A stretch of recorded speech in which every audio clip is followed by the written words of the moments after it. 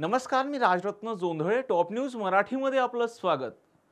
पुणे शहराला पाणी पुरवठा करणाऱ्या खडकवासला प्रकल्पातील 4ही धरणातील पाणीसाठ्यात सलग पावसामुळे वाढ होत असल्याने 24 जुलैपासून 5 ऑगस्टपर्यंत सलग 13 दिवस मुठा नदीत पाण्याचा विसर्ग करण्यात आला आहे. पुण्यात जुलै महिन्याच्या सुरुवातीला पावसाने खंड घेतला, परंतु जुलै महिन्याच्या अखेरीस म्हणजे 24 जुलैपासून पुणे शहरासह खडकवासला धरणाच्या पाणलोट क्षेत्रात मुसळधार पावसाने हजेरी लावली.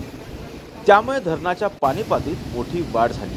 21 जुलैपासून 1000 क्युसेक्सनं पाणी सोडण्यास सुरुवात झाली. त्यावेळी खरीप हंगामासाठी पाणी सोडण्यात आल्याचं जाहीरही करण्यात आलं. त्यानंतर 24 जुलैपासून धरणातील पातळी वाढल्यानं सलग विसर्ग करण्यास सुरुवात करण्यात आली. पुणे शहरासह धरणाच्या पाणलोट क्षेत्रात जोरदार पाऊस झाल्यानं 1 जून ते 25 जुलै दरम्यान प्रकल्पातून 1.3 टीएमसी पाणी सोडण्यात आलं. मोठ्या प्रमाणात झालेल्या पावसामुळे सलग 13 दिवस पाणी सोडण्याची वेळ आल्याचं जलसंपदा विभागाच्या अधिकाऱ्यांनी सांगितलंय.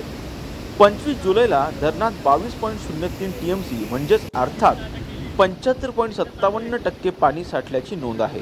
त्यानंतर पानशेत, वरसगाव आणि टेमघर धरणातून टप्प्याटप्प्याने पाणी सोडण्यास सुरुवात झाली.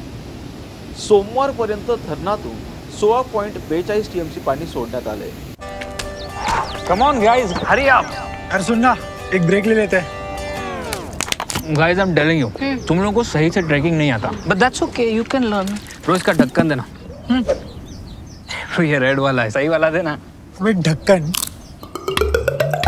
पहले तो सही पानी पीना.